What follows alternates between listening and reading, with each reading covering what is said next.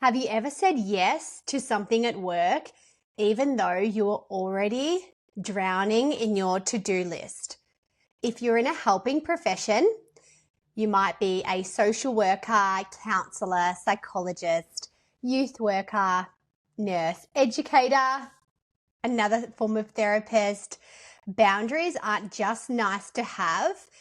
They're actually essential to your well-being and you being able to remain in your profession that supports so many people.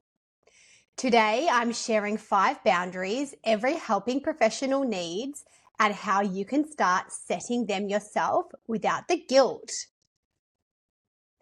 I'm Jazmin Pursell.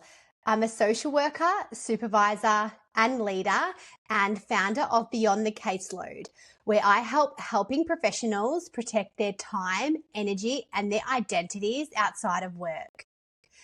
I've seen what happens when boundaries slip, both personally, but also in the lives of the professional clients that I support.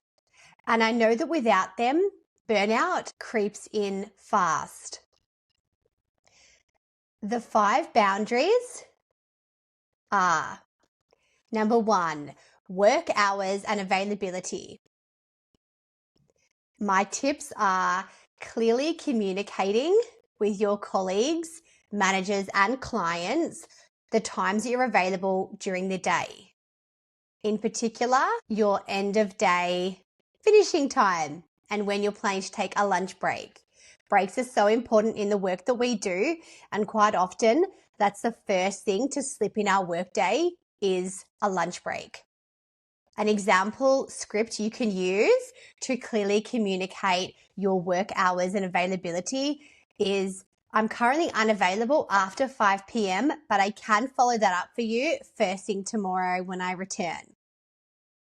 Number 2, digital boundaries. Some examples here, which are so important, are muting work emails and any notification outside of your regular work hours. And I know for myself how frustrating it is to hear when I'm having dinner or when I'm spending time with my family and hearing the ping, ping, ping. It's very frustrating and distracting, and I find that it brings me back into my professional role and away from my life outside of work. And being constantly available to your workplace and to your clients, and that you'll respond to communication outside of work hours, sends a clear message that you're always on, you're always available, and that your life outside of work doesn't take priority when in fact it does. The third one is emotional boundaries. This is all about recognizing when you're taking on more of the emotional workload that isn't yours to hold. You could find that you're still resonating over client, student, or patient issues outside of work hours, and it's starting to impact your own emotional well-being outside of work. A quick self-check-in you can do around this is this mine, or am I carrying the emotions of others, of those around me? And it could be your clients, your students. It could also be your colleagues, your managers, or even the systems in which you work. And we can sometimes hold on to these even outside of work hours.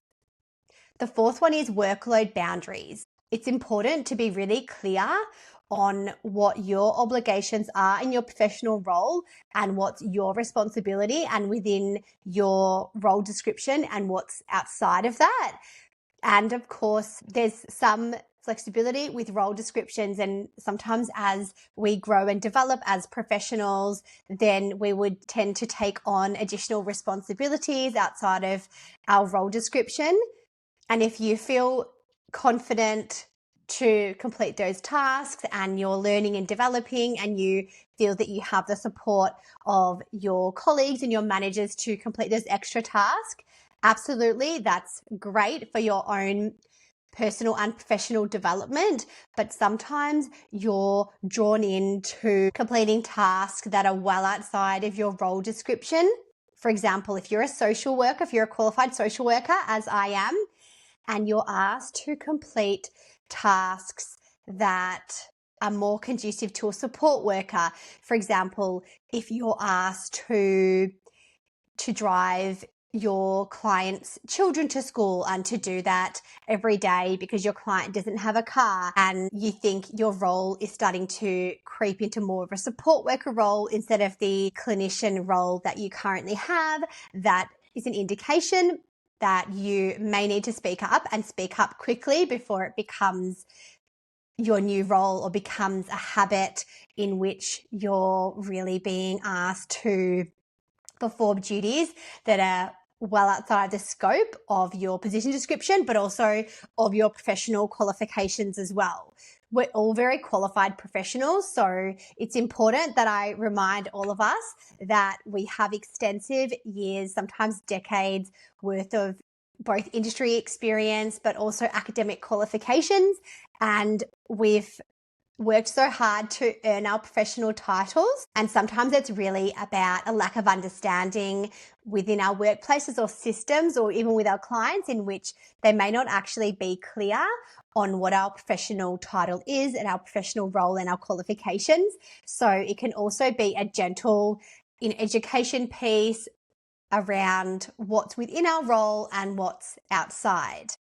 And the fifth and final tip is protecting your personal time.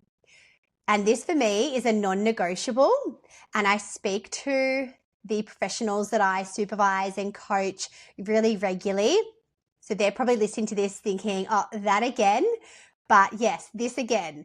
So scheduling non-negotiable time for your joy, your fun, your enjoyment, connecting with those that bring meaning to your life and bring joy into your life, and treat this protected time like you would a really important work meeting that you would never dream of cancelling. You wouldn't dream of cancelling an important work meeting, but yet we seem very quick to cancel a social engagement, a dinner with a friend, a movie with a friend, or that evening yoga or Pilates class. So treat yourself as you would a really important work meeting, and treat yourself in the amazing way in which you treat your clients, your students, your patients. These are just a few examples, but boundaries are a skill that we can build on, and that we're all developing these skills together. And what I've found is that the more you practice, the easier it gets. If you'd like the practical tools, scripts, and other resources, and a supportive community to help you and to motivate you around your boundaries and enhancing your well-being outside of your professional role, you can join us in Beyond the Caseload. It's my membership for helping professionals, and I would love to see you inside the membership. I'll put a link in the description. Your work matters, but equally so do you. If you found this helpful, I would really appreciate it if you liked it, if you subscribed to my channel, or if you shared it with another helping professional who needs these reminders. And we all need these reminders from time to time. I'll see you soon.